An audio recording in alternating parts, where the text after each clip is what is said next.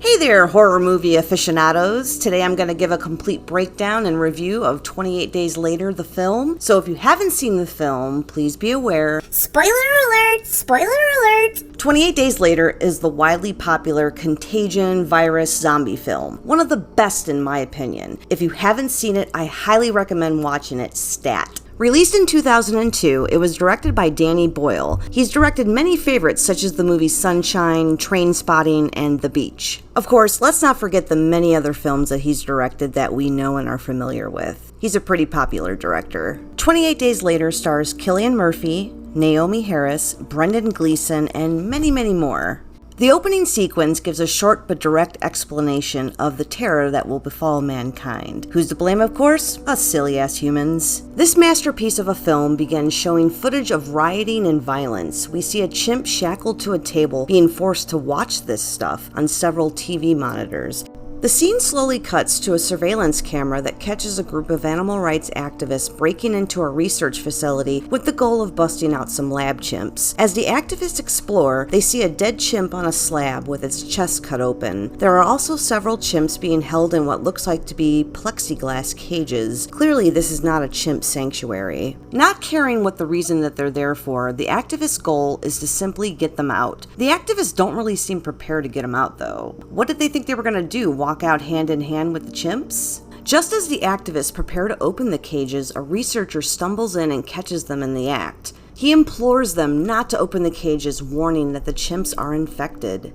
They don't listen, of course, thus beginning the descent into madness, kicking off a wicked zombie apocalypse. We witness just how fast this virus takes hold. In only a matter of seconds after being bit by the chimp, this chick turns into a crazy infected killer. The researcher picks up a stool of all things that could be picked up in a lab, warning that we must kill her now. But of course, that doesn't work, and she ends up killing them. Killing them is only temporary because they're gonna come back as infected, crazed, rabid zombies. 28 days later, we meet Jim, who's waking up in a quiet, deserted hospital. We can only assume he was in some type of accident, perhaps a coma, as half his head is shaved, bearing a nasty gash. The world he wakes into is vastly different than the one he remembers. Jim soon finds out it's not only the hospital that's vacant. As he walks the streets of empty London, which, by the way, these low-budget scenes are just great. Mythological British landscapes is basically what the director was going for. They give a stark, realistic touch. You get a real sense of tension and fear as he explores the unoccupied streets. Where is everybody? Jim finds clues as he goes along that there was a massive evacuation. There are missing flyers by the hundreds for all sorts of people. He's bewildered as to what may have happened. The gentle music builds anticipation into a climax of panic at the wall of the missing. Jim finds his way to a church of all places. It's dark and eerily silent, and it screams to the viewer, enter at your own risk. Jim investigates further inside, where he comes across a morbid scene of 100 or so dead bodies all crumpled around the church pews. The gentle, soft music playing helps to put you there in that moment. Jim stares down in disbelief and utters the word,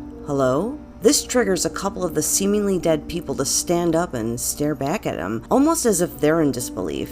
Their facial expressions are really off-putting. He hears a pounding on a door where a priest who looks rather sickly and is behaving pretty aggressively is coming towards him. He hits the priest in the face with his bag of pop cans and money, then makes a run for it out of the church. He's being pursued by a mob of crazy lunatics, angry killers, just definitely a group of people from that church. It looks like it's lights out for poor Jim, but he's saved at the last moment by two good Samaritans who deter the crazies with a few Molotov cocktails, causing a massive explosion at a gas station, wiping this group of crazies out. The three of them flee the scene and head to what looks like a train, subway station, taking shelter inside one of the stores there. Here we get properly introduced to Mark and Selena, who clue poor Jim in of the terrifying truth of what's been going on. These are not crazy people. They are actually infected with a contagious rage virus, and it's already eradicated huge numbers of people. Mark has a sense of humor about him, while Selena has a no-nonsense attitude. Selena and Mark accompany Jim to his parents' house. In a rather touching scene, Jim finds them dead in their bed, holding onto a lone picture of Jim when he was just a toddler. He is overcome with grief, knowing that he'll never see them alive again. The upside of the scene is that they actually took their own lives, dying peacefully instead of being attacked, infected, and transformed into killing machines. The group decide to hunker down for the night in Jim's parents' house as it's safer to travel during daylight and it's getting dark. As Selena and Mark rest, Jim reminisces a memory from the past. We get to see one memory in particular of just a normal day with his parents. Sometimes it's the little things, you know. The candle Jim is holding, unbeknownst to him, can be seen through a window by roaming infected. Two of them bust through the window, attacking the trio, and Selena quickly dispatches them with her machete. Mark has a look of dread as he wipes a deep wound on his arm. Selena is sure he's been infected and kills him before he can turn. But was he truly infected though? I guess we'll never know. R.I.P. Mark. Selena and Jim leave to walk the empty city once again. Tough Selena lets Jim know that she'll quickly do to him what she did to Mark if he were to get bitten, in a heartbeat. They see flashing Christmas lights outside of an apartment building and make their way there. Them bad old zombies, they still haven't figured out how to lure people to them. So I think it's a safe bet to assume that these are people that have put up those Christmas lights. As they climb the stairwell of the apartment building, Jim feels weak due to lack of food. They pause to re-energize him with the help of a sugary carbonated drink. A few infected hear them from below and sprint up the stairs after them. They hurriedly rush up the stairs as the infected close in on them. A man in protective gear stands holding a door open for them and makes light work of the infected. Here's where we meet Frank and his daughter Hannah. Frank is excited to see other survivors and decides to celebrate with a drink. We see that they're in a desperate situation, low in resources such as water and food. Frank has a warm, welcoming nature which makes him super likable. Hannah is shy and quiet. She's fortunate to still have her father, and you can see that they have a close relationship. Frank reveals he's picked up a message on a hand-wound radio that he has that a group of soldiers claim that they have an answer to infection. They urge anyone listening to find them. The group devise a plan to reach these soldiers. They start the journey in Frank's cab. They drive through the devastated city and come to an underground tunnel that's full of wrecked cars. Jim doesn't like the look of it. It's dark and clearly a dangerous spot to be, but it's the fastest route to get where they need to go. Frank drives over the massive cars with ease as the group laugh at the absurdity and excitement of it. Clearing the massive cars, their car gets a flat tire. Of course, right? They get out to change the tire as a horde of rats come racing towards them. Why are they running, you ask? A huge group of infected are hot on their tails. They rush to get this tire changed and make it out just in the nick of time. Jim hangs out the window and yells, One of my favorite scenes comes next, where they come across a vacant grocery store where they shop and happily fill their carts. Let's think about this. You have a grocery store in the middle of a major city that's not been ravaged and looted by masses of people. Unlikely. I love this scene, and Frank walks out and leaves his credit card, like it matters, right? But it's still funny. Stopping to siphon some gas, Jim explores a diner with numerous dead inside. A lone infected boy tries attacking him, but Jim shuts him down. They find an isolated area in the countryside to relax for a bit and eat. A family of horses run free as the group watch, a symbol of hope. A beautiful scene indeed. We get to see some of Selena's rough exterior melt away as she has a quiet moment with Jim. As night falls, they get what sleep they can as Frank keeps watch. Selena hands over Valium to help Jim and Hannah sleep. Jim says an amusing line. Not only will we be able to get to sleep, but if we're attacked in the middle of the night, we won't even care.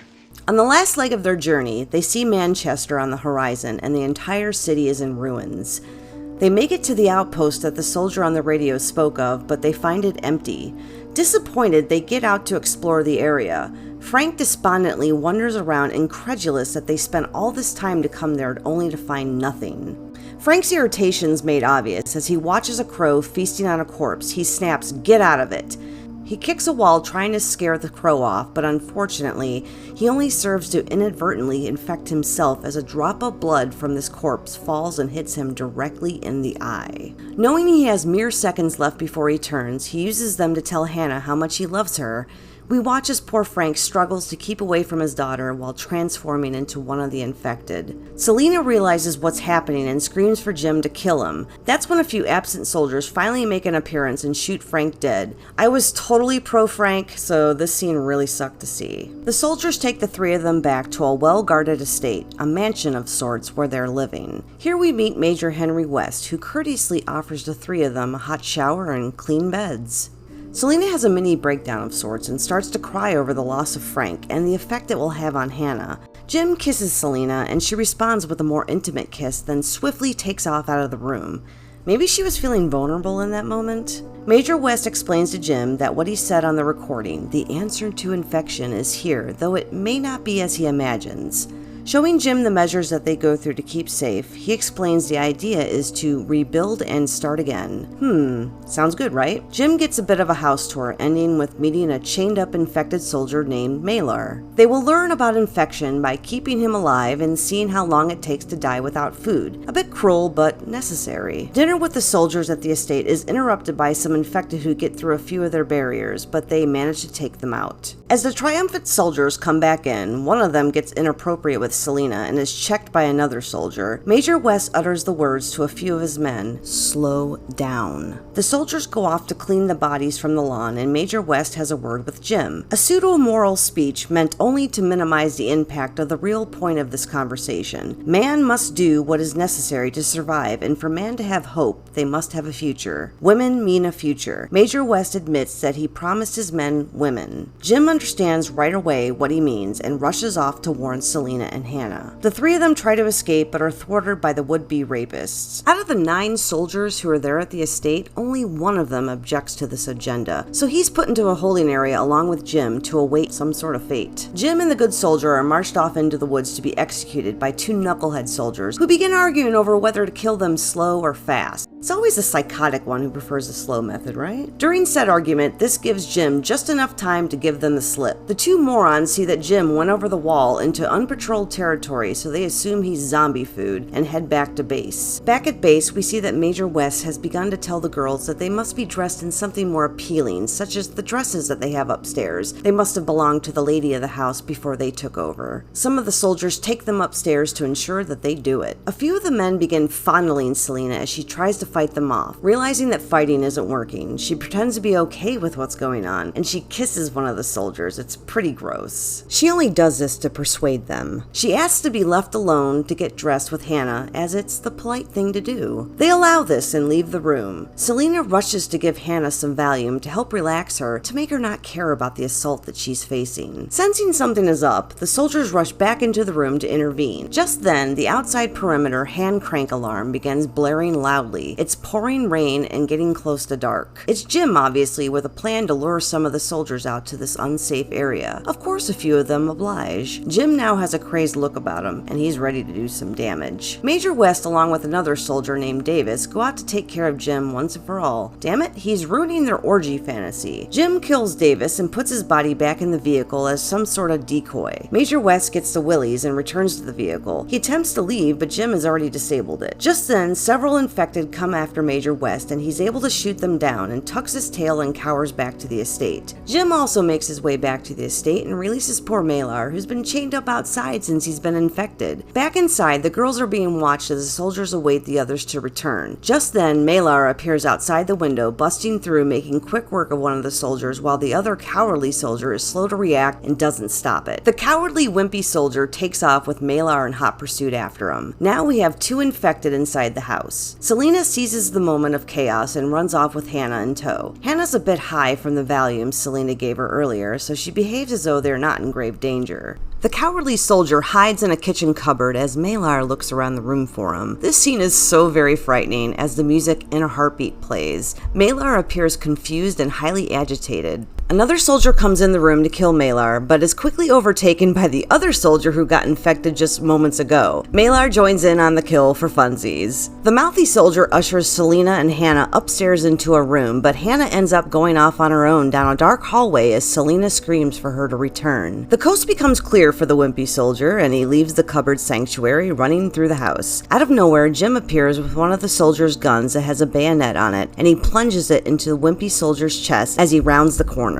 Hearing the infected in the house heading his way, Jim runs off through a secret door in one of the rooms. The infected are in the room within seconds after him, but don't know where he went. Major West finally makes it back to the estate and helps comfort the wimpy soldier with the bayonet in his chest as he dies. Hannah ends up in the bathroom where she stares longingly at a picture of her and her parents. Jim yells for Hannah, but his voice is quickly drowned out by one of the infected screaming, and he's heading her way. She hides behind a tall mirror mirror as the infected soldier scans around the room looking for her. He briefly has a moment of self-reflection looking at himself in the mirror as Hannah struggles to keep herself out of view. The desire to kill overcomes the infected soldier's curiosity, and he rushes out the room to look for some fresh meat. Jim desperately yells for Selena and Hannah, rushing in and out of different rooms. In one room, he finds another soldier hiding behind a bed, stating he doesn't have any bullets. The infected are just moments away from getting into this room, so Jim makes his way out the window. The soldier screams for Jim not to leave him, but Malar and his sidekick bust into the room, killing the bulletless soldier. The mouthy soldier holding Selena hostage drags her into her room, telling her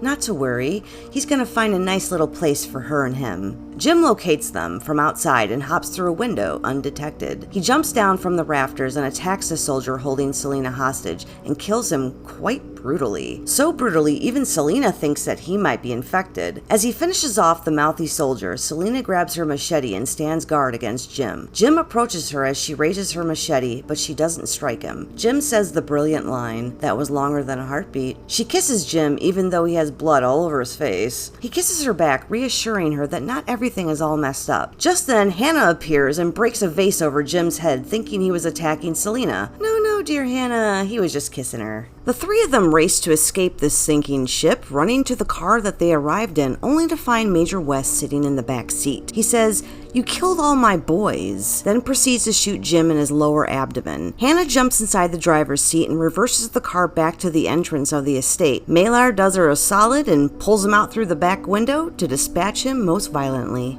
The three drive off post-haste as Malar does a triumphant scream, just as the T-Rex does at the end of Jurassic Park. Quite funny. They're almost out, but see that the gates are locked. Hannah hits the gas and crashes through that locked gate. The scene ends with Selena and Jim flying forward. We see a quick scene in which Selena saves Jim's life, then it cuts to Jim waking up in a bed with his wound bandaged. They're holed up in a cottage somewhere. We see Selena sewing together sheets on a table as Hannah comes through the door saying, "It's coming!" The three of them rush out the door to complete the giant letters that they have pieced together on a grassy swatch of land that states the word hello. They hop around on the final letter, waving their hands as a military jet flies over them. It ends on a hopeful note with Selena saying, "Do you think they saw us this time?" Obviously they did. In conclusion, this is a must-see film even for the novice horror fan. Danny Boyle's clever filmmaking makes central London appear completely deserted, void of people, traffic, and the typical city noises, thus giving it quite an eerie effect. Seeing what Danny Boyle created on such a low budget speaks of his genius. While the camera work is gritty, it only adds to the realism of the film. The characters are likable and multifaceted, and we root for them as they navigate through their zombie-heavy world. The soundtrack is on point from the light dramatic sounds to the heavy in a heartbeat intensity. It'll keep you on your toes for sure. I would love to know your opinion on the film. Do you love it as much as I do? Why or why not? Let me know in the comment section below. Also, real quick, I'm currently running a contest on my channel trying to reach 1,000 subscribers. I'll put a link in the description of this video that'll take you to my contest video. I'm giving away a few cool little prizes, and the video will explain everything, so click on the link to be taken there. I want to thank you so much for taking the time to watch this video. If you liked it, please give me a thumbs up, subscribe, all that good stuff. I'm trying to grow my channel, so let me know what you think. Thank you again.